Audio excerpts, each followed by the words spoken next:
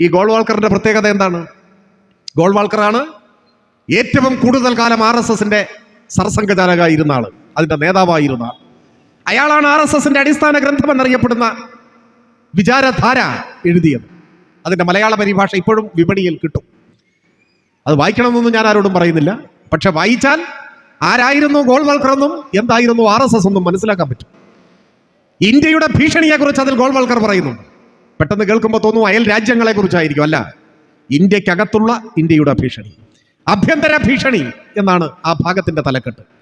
3 ആഭ്യന്തര ഭീഷണികളെ കുറിച്ചാണ് പറയുന്നത്. 19, 20, 21 അധ്യായങ്ങൾ. 19ാമത്തെ അധ്യായത്തിന്റെ തലക്കെട്ട് ഇന്ത്യയുടെ ഏറ്റവും വലിയ ഭീഷണിയായി RSS കരുതുന്നത് ഗോൾവാൾക്കർ എഴുതുന്നു. ആ അധ്യായത്തിന്റെ 19ാം അധ്യായത്തിന്റെ തലക്കെട്ട് മുസ്ലിങ്ങൾ എന്നാണ്. മുസ്ലിങ്ങൾ ഇന്ത്യയുടെ ഏറ്റവും വലിയ ഒരു ഭീഷണിയായി RSS മുസ്ലിങ്ങളെ ചൂണ്ടിക്കാണിക്കുന്നു. ഒരു അധ്യായം മുഴുവൻ അതാണ്. 20ാമത്തെ അധ്യായം 2ാമത്തെ ഭീഷണി. ആ അധ്യായത്തിന്റെ തലക്കെട്ട് ക്രിസ്ത്യാനികൾ എന്നാണ്. ക്രിസ്ത്യാനികൾ 2ാമത്തെ ഭീഷണി. 21ാമത്തെ അധ്യായം ഇന്ത്യയുടെ 3ാമത്തെ ഭീഷണി. ആ അധ്യായത്തിന്റെ തലക്കെട്ട് കമ്മ്യൂണിസ്റ്റുകാർ എന്നാണ്.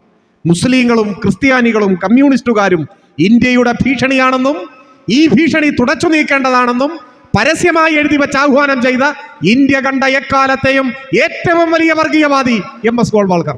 ആ വർഗീയവാദിയുടെ ജന്മശതാബ്ദി ഉദ്ഘാടനം ചെയ്യാൻ കേരളത്തിലെ RSS കമ്മിറ്റി കൂടി തീരുമാനിച്ച് ക്ഷണിച്ച നേതാവിന്റെ പേരാണ് VD സതീശൻ.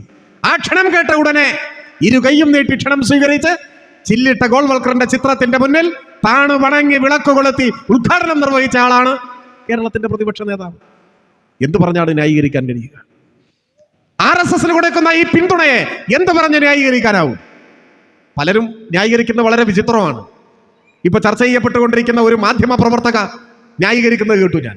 അവർ പറയാണ്, ഗോൾവാൾക്കറിന്റെ ചിത്രത്തിന്റെ മുന്നിൽ വിളക്ക് കൊളുത്തി എന്നൊന്നും പറയുന്നത് ശരിയല്ല, കൊളുത്തിയ വിളക്കിന്റെ പുറകിൽ ഒരു ചിത്രം ഉണ്ടായിരുന്നു, അത്രേ ഉള്ളൂ എന്നാണ് പറഞ്ഞത്. ഈ നിലവാരത്തിലാണ് കോൺഗ്രസിനെ ന്യായീകരിക്കുന്നവരുടെ വാദഗതി എന്ന് നമ്മൾ ഓർത്തോളൂ. ഇതാണ് നിലവാരം. അതിനൊന്നും ഒരു മറുപടിയിലേക്ക് ഞാൻ കടക്കുന്നില്ല.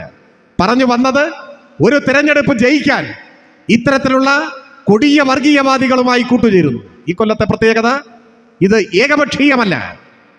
കോൺഗ്രസിന്റെ ഒരു കൈ RSSന്റെ തോളിൽ, മറുകൈ ജമാഅത്തെ ഇസ്ലാമിയുടെ തോളിലാണ്. ജമാഅത്തെ ഇസ്ലാമിയുടെ തോളിൽ. 2 കൂട്ടരുടെയും മുദ്രാവാക്യം മതരാഷ്ട്രവാദമാണ്. ഒരേ സമയം RSSുമായും ജമാഅത്തെ ഇസ്ലാമിയുമായും കൂട്ടുചേർന്ന് അങ്ങനെയെങ്കിലും കേരളത്തിൽ ഇടതുപക്ഷത്തെ തോൽപ്പിക്കണം എന്നതാണ് ആലോചന.